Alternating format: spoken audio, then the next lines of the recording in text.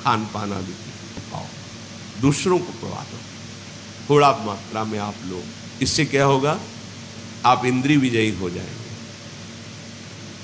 भगवत अर्पित ये नियम ले ले कि बिना प्रभु को अर्पित किए हम कुछ नहीं पाएंगे। भले आप नौकरी में, आपके हाथ में जो आया, आप एक क्षण रुकिए, आराध्य देव का स्मरण कीजिए, राधा वल्लभ लाल, मन में ही बोल दिए प्रिया, हे प्रभु आपको कृपा, हो गया, इतने से ही हो जाएगा। बिना स्मरण किए जो आप आओगे, आपकी बुद्धि भ्रष्ट हो जाएगी, पतित हो जाएगी। जल भी बिना नाम लिए नहीं, राधा वल्लभ लाल की जय। अरित्या जो हिंसा रहित आचरण करता है, बहुत शांत, हम किसी भी जीव को मारे नहीं।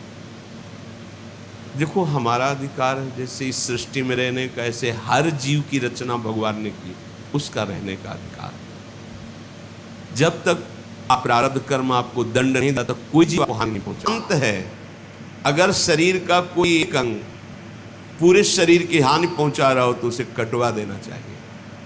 अगर कुल का एक पुरुष पूरे कुल का नाश कर रहा है तो उसका त्याग कर देना चाहिए। अगर एक परिवार पूरे ग्राम का नाश कर रहा हो तो उस परिवार का त्याग कर देना चाहिए। यदि एक ग्राम पूरे देश का नाश कर रहा हो तो उस ग्राम का, गांव का त्याग कर देना चाहिए। और आत्म प्राप्ति के, आत्म अनुभव के लिए पूरे विश्व का त्याग कर देना चाहिए। यदि पुत्र शयाना हो जाए, कर्तव्य का निर्णय करने योग्य हो जाए, अगर पुत्री है और उसका किसी वर के साथ पाणी ग्रहण कर दिया जाए, तो फिर गृहस्थ को चाहिए कि वो मुनि वृत्ति धारण करके अपने जीवन का चरम परम लक्ष्य प्राप्त करे, अर्थात भगवत प्राप्ति में। मानो धृतराष्ट्र जी से कह रहे कि तुम्हारा कर्तव्य पूर्ण हो चुका है, अब एक ही कर्तव्य है, आप धर्मयुक्त चलकर भजन कीजिए। फिर सुन लीजिए, पुत्र उत्पन्न करना, ऋण भार से मुक्त होना है। पितरों का और सृष्टि का हमारे ऊपर ऋण है। यदि हमारे पुत्र कुमार्गगामी हैं तो पितरों सहित माता पिता को नरक पहुंचा देते हैं। यदि पुत्र शयाना हो जाए, कर्तव्य का निर्णय करने लायक हो जाए, तो अपनी गृहस्थी का भार उसको सौंप दे, पुत्रियों का पाणी ग्रहण संस्कार कर दे और स्वयं मौन व्रत धारण करके। देखा गया ऐसे ठाकुर जी के सामने यह अपराध है। कोई गुरुजन आ रहे तो ऐसे करते हुए गृहस्थ धर्म में चले तो भगवत प्राप्ति दोनों को हो जाएगी। क्षमा, जीत लीजिए, असाधुता को साधुता से जीत लीजिए।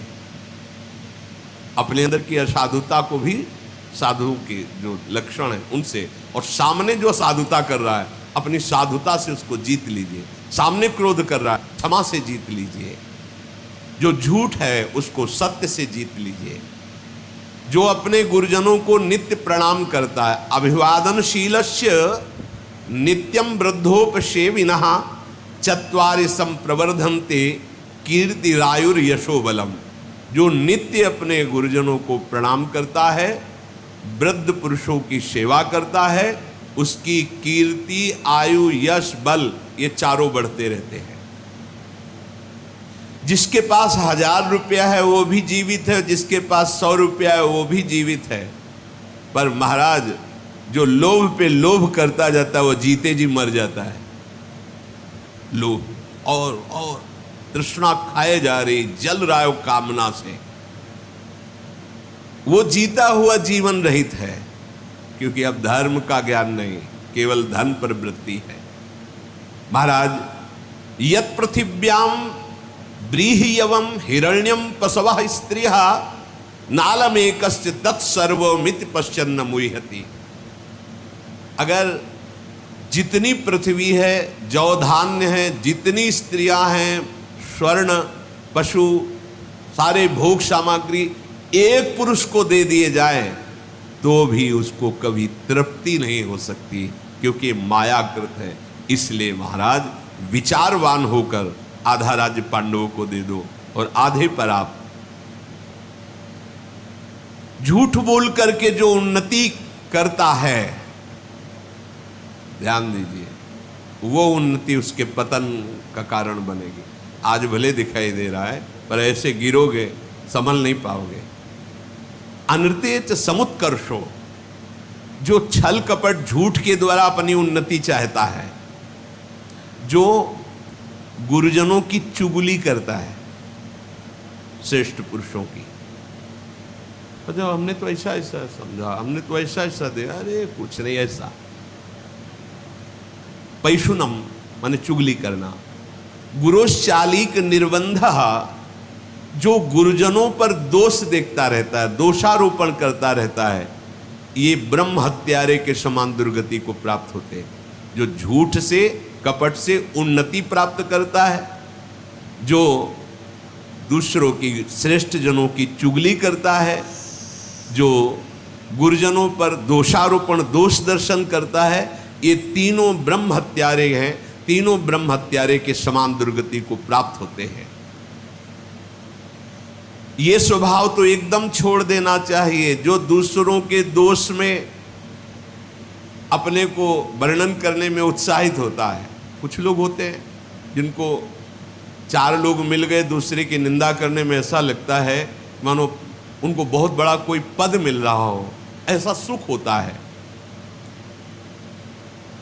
जो दूसरों की निंदा करते हैं, कभी किसी की सेवा नहीं, सेवा का अभाव होता है, और अपनी प्रशंसा चार लोगों के बीच में बैठ के कहते हैं और बड़ा उतावलापन दिखाते हैं कार्य में।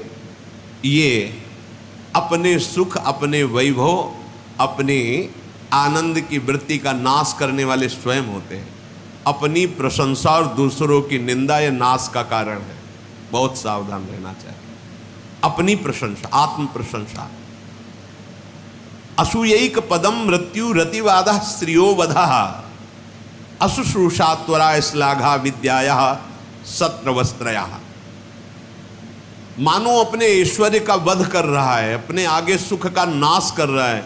जो अपनी प्रशंसा करता है, दूसरों की निंदा करता है, और सेवा का अभाव है और उतावलापन है,